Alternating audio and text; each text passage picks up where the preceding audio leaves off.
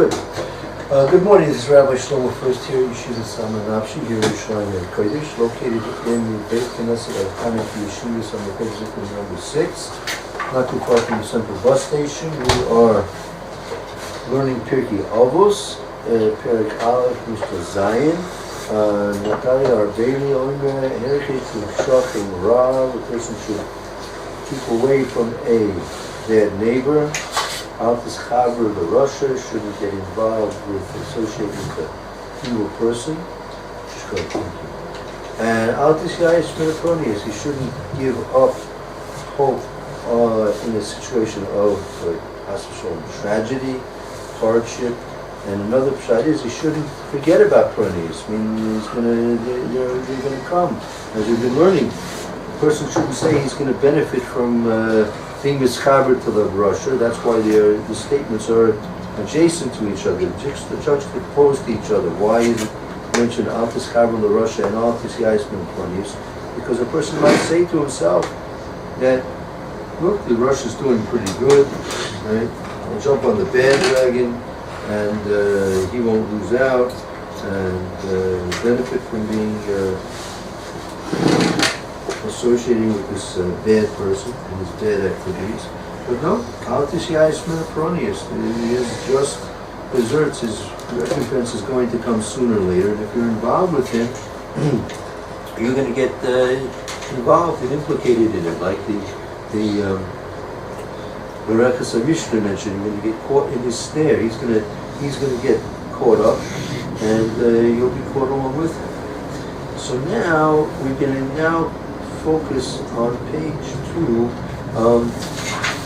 Altis Yaismina Peronius. So Peronius is a very important Sefer Yasher.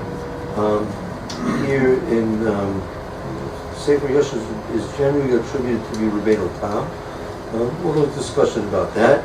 But he's going to discuss now this constant understanding that, as the Fortune previously said, that was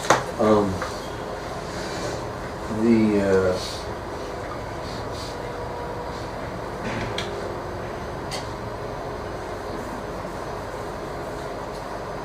Magid Arish the Rashbats mentioned the pasuk in Mishlei, Ashri Adam Mefachei Tami. The person's fortunate if he's constantly fearful.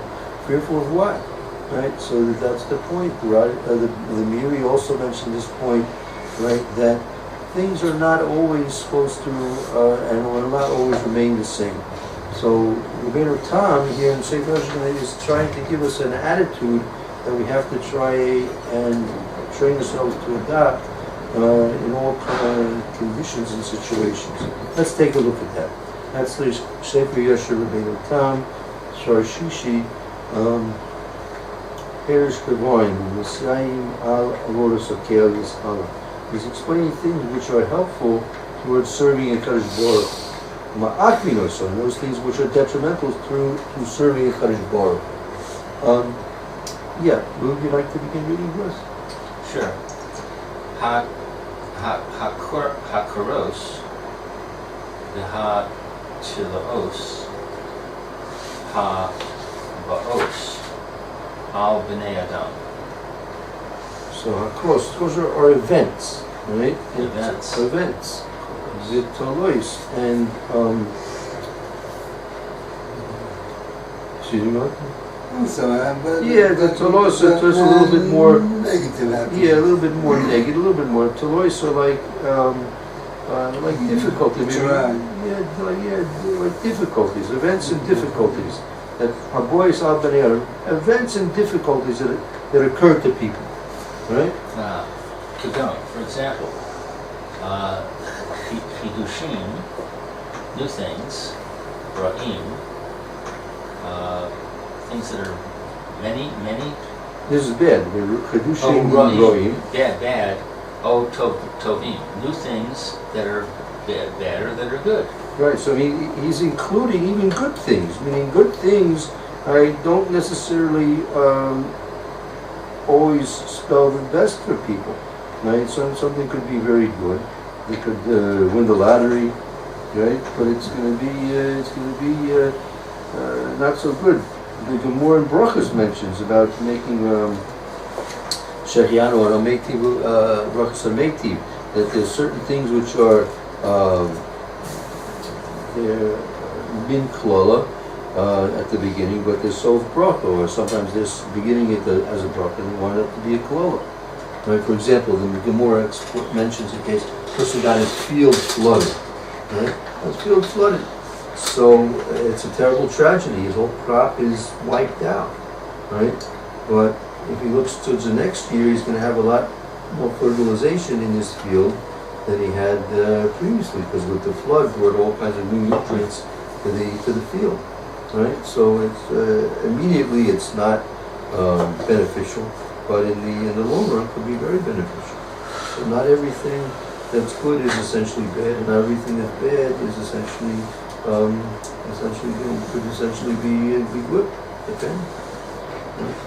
But the way you see through the whole limud, the teaching that Rabbeinu Thomas teaches is we have to have the proper attitude, whatever it's going to be. We have to have the proper attitude. O shahaya b'mtzor, or if it is something. That if he's going to be besieged, matzor is like a siege. Right? He's going to be besieged. Besieged. I mean, we take it for granted, Baruch Hashem, but it wasn't so simple. Life was sometimes very difficult. So the first is new things, good or bad. The second thing is being besieged. Right. O ya'aleh le'ma'ala gedolah, or he goes up very high. Right. He's elevated to a very high echelon. I mean, he becomes famous. God becomes famous. Like that. What's like that? I don't think a person wants to be famous. No? Why not? Why wouldn't you say that? Most people ask me. Because everybody, then your personal business becomes everybody's business. Yeah. Well.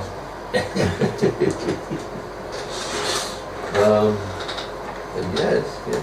But most people want to become famous, no? Yeah, I think so. You think? Most people do. Fame and fortune, man.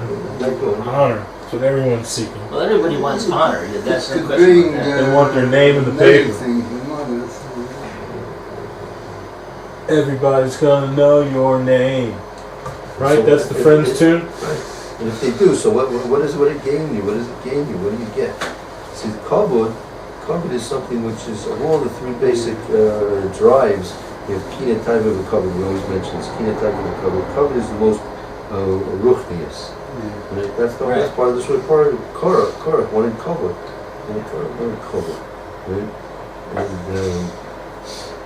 And the Medrash explains that what got the Korach, he was very happy with the Levim and serving Gash Baruch Hu, and happened to be one of the richest person in the Midbar at the time, right?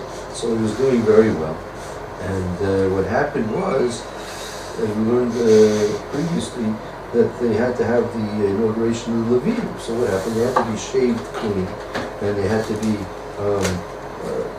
picked up and waved this way, right? So after he was shaved clean, he was walking back through the Machane, going home, and no one recognized him. And here he's Medrash says, came home, right? And he was feeling very down. And to make it worse, his wife said, "What happened to you?" And he says, Moshe Rabbeinu said that Aaron should shave me and pick me up with a doll, wave me this way, wave me that way. Right? And well, I'm like everybody else, all the Leviim, they look the same, they all look the same. Right? So Rabbi Yerucham from the Mishkis of the Yeshiva explains a very big yesod, that a rich man, or also let's say a wise man, right? They have, because Hashem is giving them a blessing of so much wealth, let's say they have a teva, a natural urge that they have to be recognized because of their wealth. They have to, Hashem puts this in them because He wants them to achieve things with their money, to do good things with it. Like the bridges, the Havdil, start yeshivas, stay in yeshivas, tzedakahs, chesed. They're supposed to want to use their money to do good things, right? So that's why when it comes to the matzahs shekel, yes, it also says another yisod. It says every mitzvah has to have an yisod to it. It's got to be some test. So we're giving it half a shekel. Right? So what's the test in a half a shekel? So if a person's a poor person, so half a shekel could mean the bread on the table that day or not. So it's a big yisod. It doesn't have anything. To deep down and get a half a shekel from an empty pocket is very difficult. For a rich man, what's a half a shekel to a rich man? Right? So this exact point, he's forced to be like everybody else. He says Hashem doesn't want anything from you except to have a shekel. Just like him and him and him and him, you're also just like everybody else. He says, my money. I can't use my money. I'm going to give more than that. I can give 1 billion half shekels. Right? I can give for the whole klal Yisrael. Right? No, you have to give just like everybody else. That's in the story for a rich person. Right. So Korach was put in a situation where he had to face the fact that he was just like everybody else, right? And he needed to misgadel. He had to make himself outstanding. So he did. He took him all the way down to Gehenna. So he's outstanding in Gehenna to this day. Right. So that's also it's in the story. Oh, is Ya'ala L'mayla Gadol, or he's elevated to a high echelon. He becomes famous. Right? Oh, Yeraviach Hon. Oh, so Yeraviach means to profit. Hon is like wealth. Profit. Oh, so or he gets a lot of wealth. Gets a lot of wealth. You have that mice in America. I don't know too much about it at all. It's but Bertram was telling me there was some lady committed, a 55-year-old lady committed suicide, right? Okay. Yeah, she just made what was it, $2.4 billion deal. Kate Spade, Who's that? designer. Kate Spade, Yeah. sold her business. 2.2, 2.2. killed herself. I don't know if it was right before Bourdain or right after Not Bourdain. Jewish. I don't know. I don't I know. mean, that's not the point. I don't know. What's Bourdain? What's What's Bourdain? Bourdain? Anthony Bourdain, the chef, Kitchen Confidential, the guy that used to go all over the world to these street vendors and stuff and made people famous and helped people with food all over the world, killed himself last week, 61. What was his excuse? Both of them back to back. It's like, She made $2 billion and then she committed suicide. that's correct. And what was the reason? Did she leave a note? Married, a single. I didn't read it. I'm a headline reader. I don't read the article. So I'm hearing this all third, fourth period. Right. But I guess they're afraid of an academic. Correct. They're really afraid of an academic. You mean that all the rich people are going to commit suicide? They have- He called me the poor people. They're so unhappy. They have everything. They have every resource available, and they're so unhappy. They just can't take the pain anymore. It's like, whoa. It's a big And shock. these PP who have families or what? Some do. It's like, But it shows to show that their values, their society, their culture is empty. It doesn't give them what they need for life. When it comes to these are intelligent people. These are intelligent. They were successful. Where did success get them? So the person who's a Marviach, he gets very wealthy. That's a tremendous. You'd think that, well, give me that in the Sweden, I'd love to have that. Yes. Because I'll say, Marbim and Nachasim Margadai, a person has an increase in properties and in wealth in one way also. He's going to have more worries. He's going to worry. When we say this week, Chaim Shalom, I haven't heard that many say Chaim Shalom. Yeah. There's problems, but True, but how you should know there's a diak that you can make in the Nisan Tokef. Let's see if we have a Yom Gurui and Matzah here. Let's see if we have it.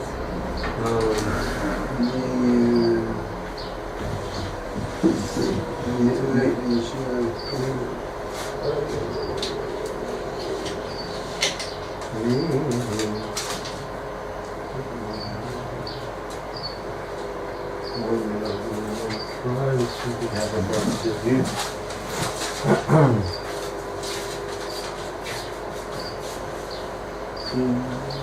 There's good syrup. No thanks. That's poison for me. Yeah, for everyone. But yeah, I understand. Pardon? I understand. Me too.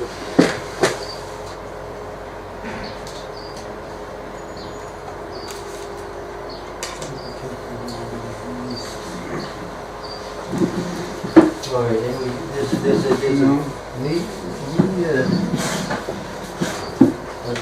I'll have to phone it. I don't want to make a mistake with it. It's an 8 here.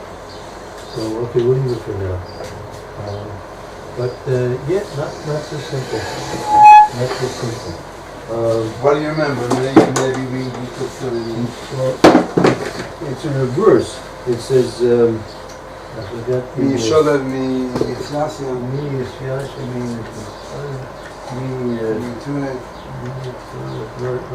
it's a reverse when it comes to.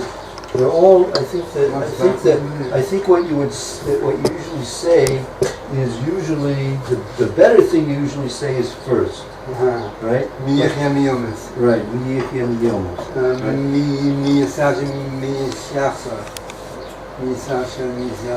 Right. So, but when it comes to his Asher, it's reversed. It's reversed. Okay, we'll leave it for now. Okay, let's continue on with the Sefer Yasher. So, oh, Yerushalyim. Oh, Sheyikho Ho. The Chevy. The Chevy. Oh, Shikude, he's taking the Chevy into captivity. Right. You know, the captives, the Chevy Rechem, Oh, Yovad Lo Mamon. Or he loses his money. right? Loses money. Oh, Yahweh. Who? Yahweh. He becomes sick. Hold Oh, on. quite right. Yeah, that's a positive verb form. Or yichle, Right. becomes sick. Right. Oh, Echad Mibnei Beiso.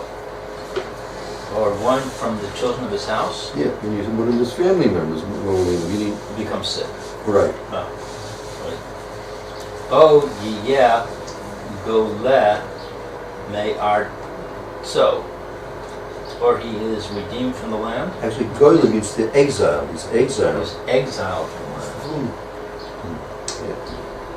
Oh, Chavush Beves Hasopar. Chavush. Will be in prison.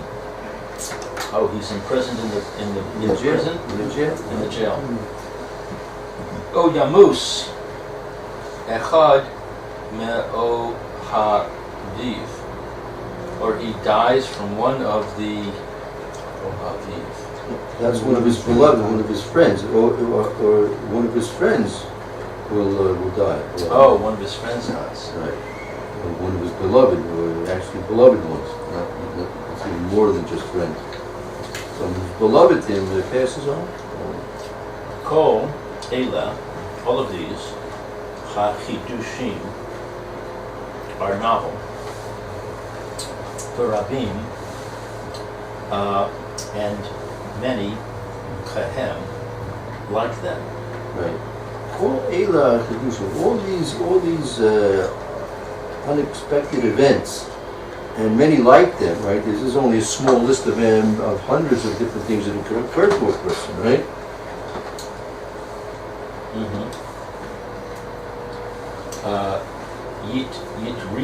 Yitridu Leiv B'nei Adam.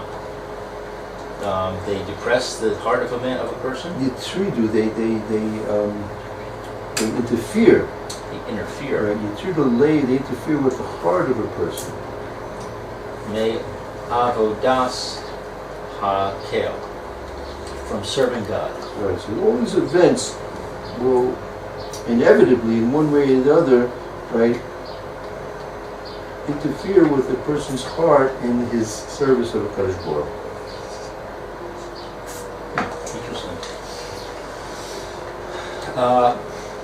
Vaish. Where do you say it's interesting? Well, because of the gaining wealth. I mean, I can see that gaining wealth can be a bad thing, but on the other hand, it can be something that frees you up. Mm-hmm. You know, like for example, when I came to Eretz Yisrael, I sold my house. I made a big profit on my house, so I got a good amount of wealth, and because of that, I was able to retire and learn Torah. Right. When I was in America, I was working every day. Sure. I was learning for like 1.5 hours a day, and that was like great. Now I'm learning 8 hours a day. Yeah. Right. Oh, sure. And it's, you know, Well, if I the didn't goal have that wealth, to I be wouldn't poor, have- you can't make a goal out of being poor, you know. I'm working to be poor, you know. It's not this thing. Right. I mean, it's not that I'm so wealthy. Maybe if I had $1 billion, I'd be in trouble. Yeah, no, but because you had it planned out. You had it planned out. Well, being that you have to make a living and to give it a goal, I guess you try to become rich, otherwise what's the goal? She's working every day. Right. Look, if Some you're people working, do it too. But I imagine that many people want to be rich because it gives them a goal. It gives them a...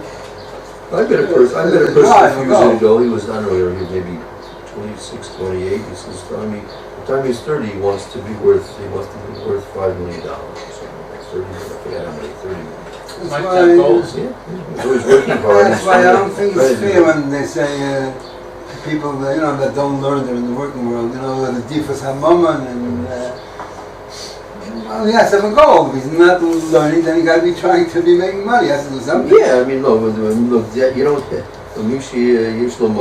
Messiah. Yeah, that kind of thing, but, Every person is like that. The thing is, like you have to. Sometimes, if there is such a point, there is a strong philosophy that when you have enough, for what your needs are. So, okay, now you put your Relax and do now what? you learn. Now you go Oh, you learn, okay, Right. that's cool, yeah. Yeah. If you're not into it, then you got to... So it's okay. So if you're fortunate and you get that wealth, Right. then that's a bracha. Yeah, so Can be a it can be brought, it can be, Yeah. again, it can be difficulties for a person, it's gonna Yeah, distract the sometimes person. you don't know who your friends are, stuff like that. But that's that's small stuff probably compared. Yeah, no, but Rabbeinu Tam is explaining us that the acquisition of wealth is not saying it has to be, right? But it's quite common that it's going to distract a person from serving Yeshiva. I'll go to another step, like seeing your children put you on nasa. Yeah, It's very painful. Very, yeah. If you always have money, you can give the child a job or help Yeah, him out. of course you can help them. Yeah, that's right. That's right. So again, Baruch Hashem, if you have the right hashkafas, if you taught and trained and believe properly, so you won't fall into the traps, Yeah. right? But of course, if people don't, look at these people who win the lottery and things like this. I mean, I don't wish. If Hashem wants to help me, I'd rather give me a good job or something, or earn a business opportunity. Yeah. I think a lottery is not such a bracha. To go from one day to the next day without you doing anything for it, Right. I mean, it's not the best for you. That's why I never bought The the belt, lottery. the belt has a saying: "Easy come, easy go." Also, Yeah. You don't appreciate the value of what you have. But again, probably not too many people say I'd rather not win the lottery. But Right. the question is what they're going to do with it. That's going to be the test. Whether if they have all of a sudden an influx of excess money, what are they going to do with it? Okay, let's continue.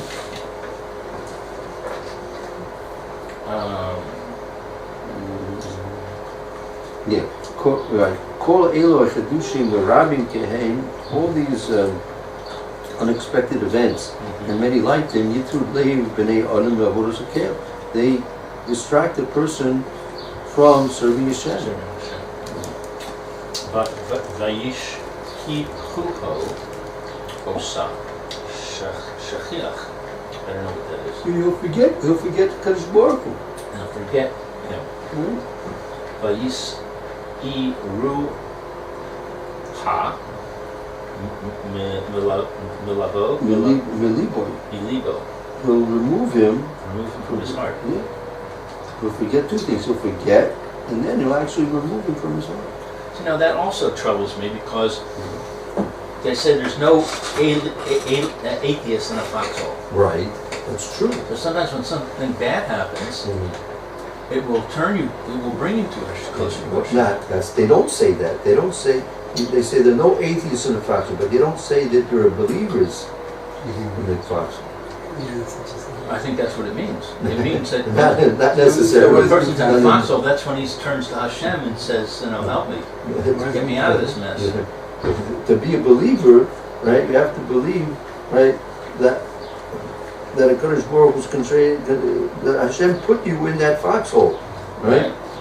They don't believe that Hashem put them there. They want to get out of that foxhole. Right. They don't want to be. But they're recognizing Hashem's existence. I thought a shot just a second that maybe they're angry at Hashem for putting in this foxhole. Sometimes yes. For that, they all of a sudden they remind themselves. Sometimes yes. Sometimes, but they say there are no atheists in the foxhole. I mean, so if you want to just try and analyze that statement, which is really a secular statement, I mean, what are you supposed to take from that? Right? That see. A person. They start praying.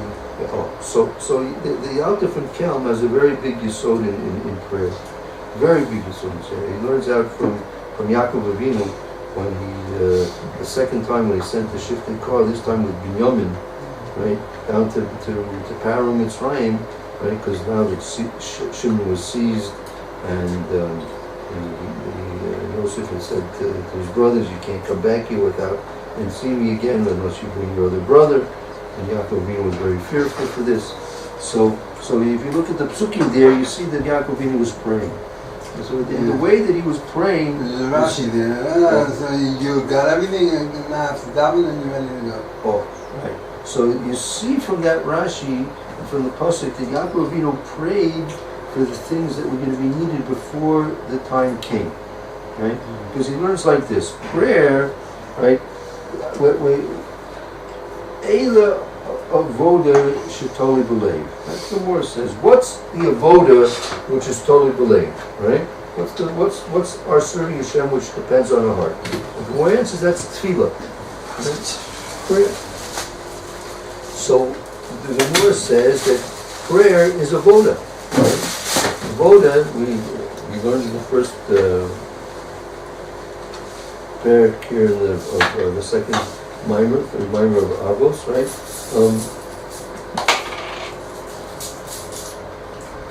Torah avoda v'kil musasana. That's those are the mimer oilam oilam. Torah avoda v'kil musasana. Avoda at the time of the Beis Hamikdash was the avoda, the korbanos, right? Now we don't have the Beis Hamikdash, so it's prayer, right? And also, even at the time of the Beis Hamikdash, Eila avoda shetoli b'leiv. What's the avoda serving Hashem, which depends on your heart? That's your prayers. Even when we had the Beis Hamikdash, when we had korbanos, you start to pray, right? So, prayer is what the Alter from Kelm explains. Prayer is something just like avoda, right? Korbanos are brought constantly, right? Now, there's certain korbanos which are brought. And we need a forgiveness. We need an atonement. Right? And when that's needed, you have to bring those. When you want to give a present, you can bring in the lover. Tamidim were brought constantly. Right? Sometimes you have musafim because of the day. Yom Tovim, extra ones for the musafim. If we're going to pray for the things we need, right? Which you ask most people who say, that's what it's all about. I'm praying for the things I need. So what happens to your avoda after the things you got? And Hashem answers, let's say Hashem answers your prayer. So what happens to your avoda now? You always need more. Yeah, we would say you're more or less that. I think you're right. You but thank You Hashem, switched man. other things. You switch other things, but what? Thank Hashem. Well, so thanking Hashem, that's very good. That's thanking Hashem. So whether shvach and hodah is prayer, that's another question. It's another question. Shvach is and hodah is shvach and hodah. It could be. It's like a What's type of praise. And hodah is thanksgiving, praise and thanksgiving, right?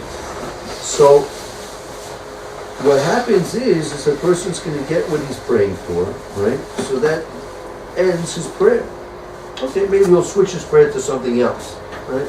He made his first million, so now I'll pray for the second million. He married his shidduch, he married off his child, right? So now I'll pray for the grandchildren, right? So he's always praying for the things he needs, right? But in terms of avoda is constant, right? So prayer for things we need is not really considered to be avoda. Right? It's a very deep concept. It's a very unique concept. Not too many people know it and realize it. However, right, when you think about it, right, so when you go back to the atheist in the foxhole, so he's praying. What's he praying? Get me out of here. Get me out of here. So what happens when he's out of there? So he's a good guy. He'll thank Hashem. Oh, Hashem, got me out of here. Right? I see he's a good guy. But in terms of his faith hasn't changed. Right? He'll probably backslide. Right? So even his prayer was only in order that he should get out of his situation. Right? But what if he becomes a Baal Tshuva as a result of this? That can happen. Yeah, there was a group of soldiers up in Lebanon. I don't know when this was.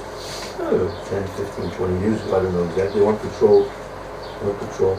So they were walking in the forest there. So a big snake, falls on top of one of these guys and wraps itself around this guy and around his neck and is squeezing him to death.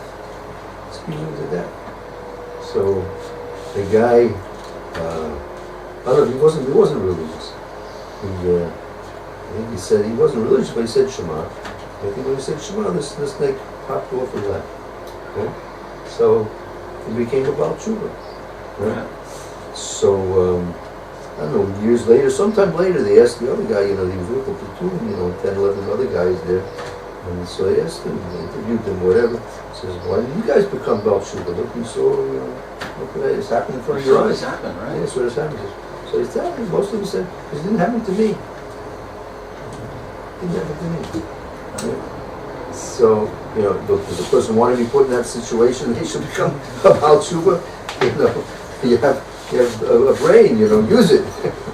Right. You want to. You don't necessarily want that to happen, but what I'm saying is sometimes that can be the catalyst. True, very true. No doubt about it. But This doesn't seem to be saying that. no, we're going to see. We're only just beginning right now. Just beginning. So yeah, it's true. Most people in a difficult situation would find themselves, like I mentioned a month or so ago, that during the Yom Kippur War, so the Israelis were caught off guard. It was going to put this, but the enemies picked Yom Kippur that they should attack.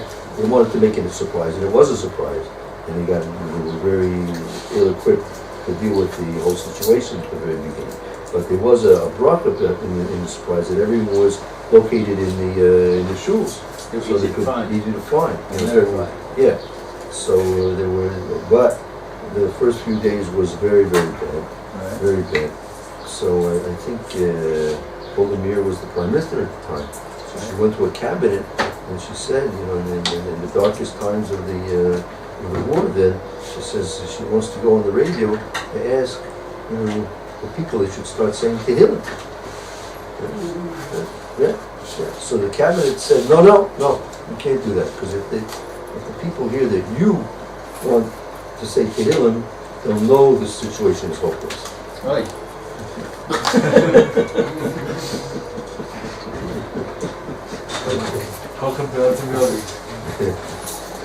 Yeah. So, so okay, I mean, you're right, in a tight situation, people will naturally, a person, to be matir as boiring, what does that mean? To recognize his creator. Most people, unless they're very, very, very far gone, most people in a difficult situation are going to naturally, there's a tzelem elokim in most people, unless they've buried it completely and destroyed it. It's almost impossible to do. Right? So that tzelem elokim is going to arouse a person to turn to Hashem, which is good. It's not, it's well, we shouldn't have to come to such situations like that. To arouse ourselves, if you're trying to arouse ourselves, because all the good things that he's doing, and because of our rationale or seichel, to realize that we have an obligation to a certain kind of soul.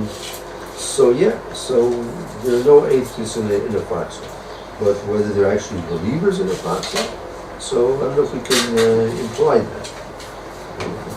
The fact that they're turning to the oracle, it might be almost like it's a reflex.